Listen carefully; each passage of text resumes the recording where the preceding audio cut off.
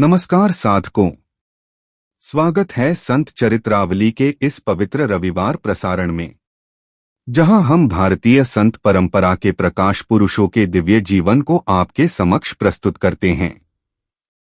आज का हमारा एपिसोड समर्पित है 7वीं शताब्दी के शैव महामहिम संत अप्पर, जिन्हें तिरुनावुक्करसर के रूप में भी जाना जाता है। यह वह संत हैं जिनके जीवन में कठोर तपस्या, चमत्कार, आध्यात्मिक संघर्ष, जैन धर्म से लौटकर शिव भक्ति में पुनः प्रवेश और पंचाक्षर मंत्र की सर्वोच्च महिमा अद्भुत रूप से प्रकट होती है।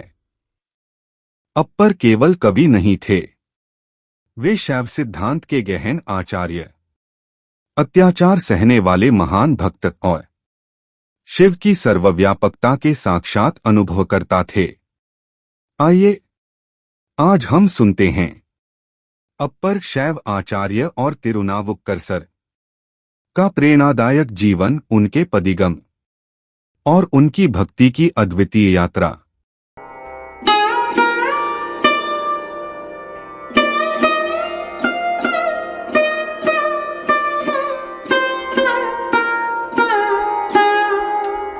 आज हम 7वीं सदी के एक ऐसे संत की दुनिया में उतर रहे हैं जिनका नाम था अप्पर। हमारे पास जो स्रोत हैं वो सिर्फ एक जीवनी नहीं बताते, बल्कि आस्था, पीड़ा और इंसान की जो भीतरी ताकत होती है उसकी एक कमाल की कहानी सामने रखते हैं। बिल्कुल। हम ये समझने की कोशिश करेंगे कि कैसे एक शख्स जिसका असली नाम मरुलनिक्कियार था, पहले जैन धर्म का एक बड़ा विद्वान बना। हाँ। और फिर ऐसी क्या परिस्थितियां बनी कि वो वापस शैव धर्म में लौट आया। और ये वापसी ये कोई मामूली घटना नहीं थी। आपने बिल्कुल सही कहा। ये सिर्फ धर्म बदलने की कहानी नहीं है। नहीं, ये एक ऐसे इंसान की यात्रा है जिसने भयानक शारीरिक कष्ट झेले, चमत्कारी ढंग से मौत को मात दी और जिसका विश्वास हर परीक्षा के बाद और मजबूत होता गया। तो आज हमारी कोशिश यही रहेगी। हाँ, हमारी कोशिश रहेगी कि इन दस्तावेजों के जरिए हम अप्पर के जीवन की इन घटनाओं के पीछे छिपे गहरे मतलब को समझें। तो चलिए शुरू से शुरू करते हैं। कहानी उनके परिवार से शुरू होती है। कलिपाहियार जी। पर किस्मत देखिए, शादी हो पाती उससे पहले ही वो एक जंग में शहीद हो गए। और उस जमाने के रिवाज के हिसाब से तिलकवदियार ने सती होने का फैसला कर लिया। ये उस समय की एक कठोर सामाजिक सच्चाई थी। लेकिन यहाँ जो बात दिल को छू जाती है वो है भाई बहन का रिश्ता। हाँ। जैसे ही छोटे भाई मरुलनिक्कियार को पता चला, वो अपनी बहन के पैरों पर गिर पड़े और कहने लगे, माँ बाप तो पहले ही चले गए, अब आप ही मेरा सहारा हो। अगर आप भी चली गईं तो मैं आपसे पहले अपनी जान दे दूंगा। इन बातों का उनकी बहन पर बहुत गहरा असर हुआ होगा। बहुत।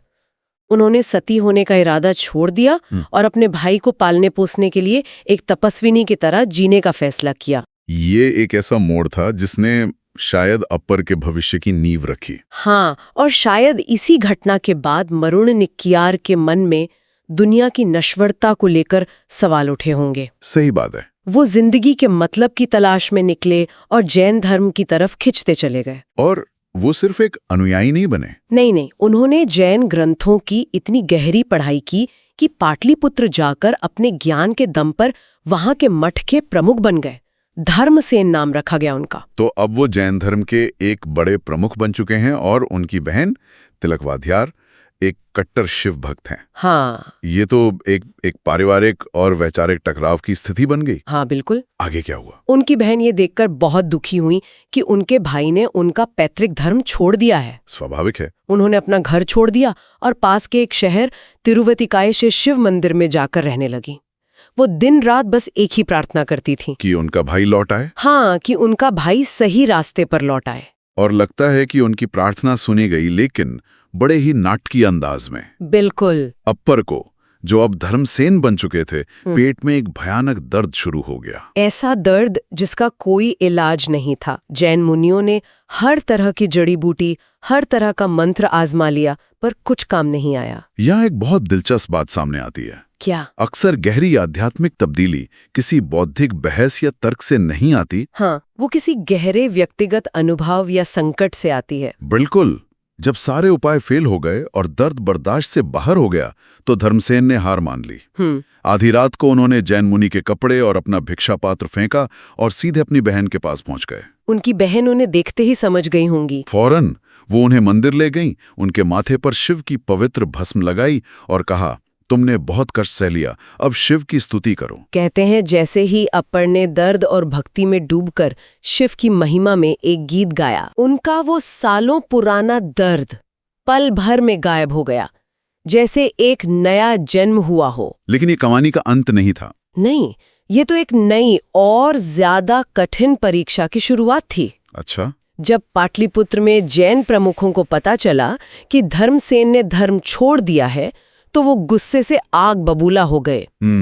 वो सीधे उस इलाके के पल्लव राजा कादव के पास पहुंचे, जो खुद उस समय जैन धर्म को मानता था।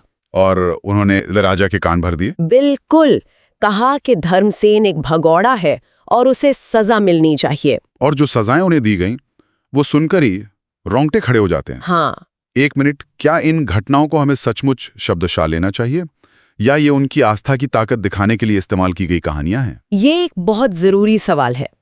इन कहानियों को ह्यूजियोग्राफी कहते हैं, यानी संतों का जीवन चरित्र, जिसमें अक्सर घटनाओं को प्रतीकात्मक रूप से बढ़ा चढ़ाकर बताया जाता है, ताकि संदेश गहरा हो। परीक्षा।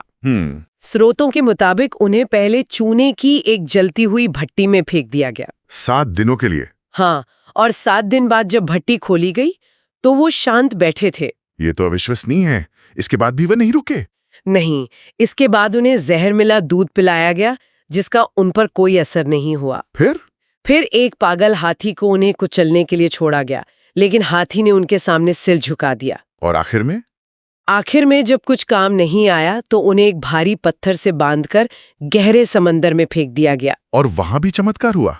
हाँ, कहते हैं कि वो पत्थर एक नाव की तरह पानी पर तैरने लगा और नमः शिवाय का जाप करते हुए वो किनारे पर आ गए। इन घटनाओं का असर ये हुआ कि राजा कादव खुद हिल गया। उसे महसूस हुआ कि वो किसी आम इंसान को नहीं, बल्कि एक दैवीय आत्मा को सता रहा था। और उसमें धर्म बदल लिया। हाँ, उसने जैन धर्म छोड़कर शैव धर्म अपना लिया और अप्पर के सम्मान में एक शिव मंदिर बनवाया, जिसका नाम रखा गुणपर-विच्चरम। इन भयानक परीक्षाओं से गुजरने के बाद अप्पर ने एक लंबी तीर्थ यात्रा शुरू की। जी। वो दक्षिण भारत के शिव मंदिरों में घूम घूम कर भजन गाने लगे। और इसी यात्रा के दौरान उनकी मुलाकात एक और महान संत संबंधर से हुई। हाँ, संबंधर उम्र में उनसे बहुत छोटे थे, लगभग बेटे जैसे, पर आध्यात्मिक रूप से बहुत ऊंचे पहुंचे हुए थे। बहुत। वो अप्पर की विनम्रता और भक्ति से इतने प्रभावित हुए कि उन्होंने ही मरुलिनकियार को पहली बार अप्पर नाम से पुकारा, जिसका मतलब होता है पिता। और तब से दुनिया उन्हें इसी नाम से जानती है। उनके बीच के रिश्ते की कहानी बहुत मशहूर है। पालकी वाली। हाँ, एक बार समंदर पालकी में बैठकर अप्पर से मिलने आ रहे थे। अप्पर को जब ये पता चला तो वो चुपचाप आम लोगों की भीड़ में शामिल हो गए और खुद उस पालकी को उठाने वाले कहारों में से एक बन गए। जरा सोचिए, उस समय के 2 सबसे बड़े संत। बिल्कुल। जब पालकी मंजिल पर पहुंची तो संबंधर के उतरकर पूछा, हमारे आदरणीय अप्पर कहाँ हैं? और भीड़ में से आवाज आई, मैं धन्य हो गया कि मुझे आपकी पालकी उठाने का सौभाग्य मिला। ये सुनकर संबंधर हैरान रह गए। वो दौड़कर अप्पर के पैरों में गिर पड़े। ये सिर्फ एक कहानी नहीं है, ये विनम्रता का एक जीता जागता सबक है। बिल्कुल। आज के दौर में जहां लोग पद और पहचान के लिए कुछ भी करते हैं, वहां ये घटना एक अलग ही तस्वीर दिखाती है। एक और अद्भुत घटना वेदारण्यम मंदिर की है, जिसके दरवाजे सदियों से बंद थे। हाँ, मान्यता थी कि पहले वेद खुद वहां शिव की पूजा करते थे, लेकिन बाद में वो दरवाजे बंद हो गए। और संबंधर ने अप्पर से आग्रह किया कि वो अपने गीतों से इन दरवाजों को खोलने की कोशिश करें। और अप्पर के भक्ति गीत गाने पर वो भारी पत्थर के दरवाजे खोल गए। और फिर जब संबंधर ने गीत गाया तो वो वापस बंद हो गए। ये घटनाएं उनकी आध्यात्मिक शक्ति का प्रतीक मानी जाती हैं। इन सब चमत्कारों और यात्राओं के अलावा अगर हम उनकी शिक्षाओं के सार को समझना चाहें तो वो क्या था? उन्होंने ऐसा क्या कहा जो आज भी लोगों को प्रभावित करता है?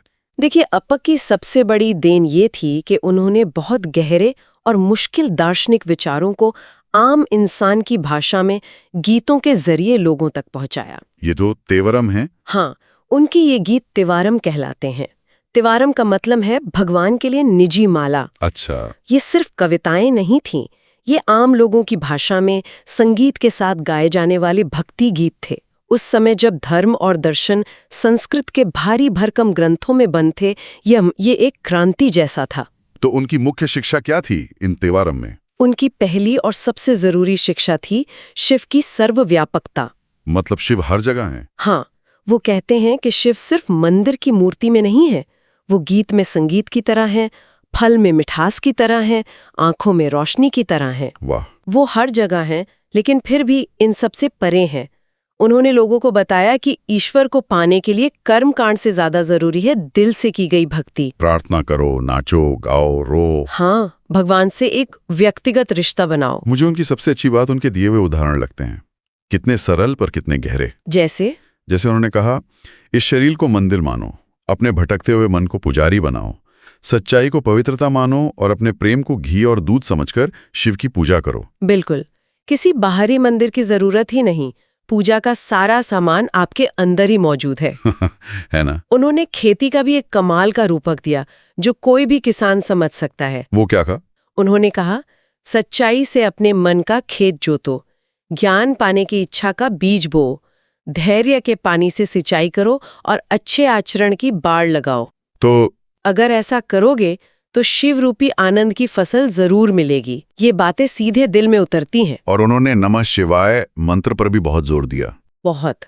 उनका प्रभाव इतना गहरा था कि उनके समय में उस पूरे क्षेत्र में शिव भक्ति की एक नई लहर चल पड़ी। उनका जीवन खुद ही उनकी सबसे बड़ी शिक्षा थी। हाँ, उन्होंने दिखाया कि कैसे भक्ति की शक्ति से असहनीय पीड़ा को भी जीता जा सकता है। तो कुल मिलाकर अप्पर का जीवन अटूट विश्वास, भयानक मुश्किलों पर जीत और गहरे आध्यात्मिक ज्ञान की एक जबरदस्त मिसाल है। वो एक ऐसे संत थे जिन्होंने सिर्फ अपने विश्वास को जिया ही नहीं, बल्कि उसे सरल और काव्यात्मक भाषा में लाखों लोगों तक पहुंचाया। उन्होंने ये साबित किया कि सच्ची भक्ति किसी भी बाहरी दबाव या शारीरिक कष्ट से कहीं ज्यादा ताकतवर होती है। उनकी शिक्षाएं आज भी उतनी ही प्रासंगिक हैं, क्योंकि वो मुश्किल फिलॉसफी को व्यक्तिगत अनुभव और प्रेम के स्तर पर ले आती हैं। आज की इस चर्चा के बाद सोचने के लिए एक बात छोड़ जाते हैं। अप्पर ने ईश्वर को सिर्फ मंदिरों में नहीं, बल्कि संगीत की धुन में, फल की मिठास में और प्रकृति की हर छोटी बड़ी चीज में महसूस करने को कहा। जी। अगर हम भी अपने आसपास की दुनिया को सिर्फ देखें नहीं, बल्कि सच में महसूस करना शुरू कर दें, सुबह की चाय की महक में, किसी की मुस्कान में, बारिश की बूंदों में, तो हमारे अपने जीवन का अनुभव कितना बदल सकता है।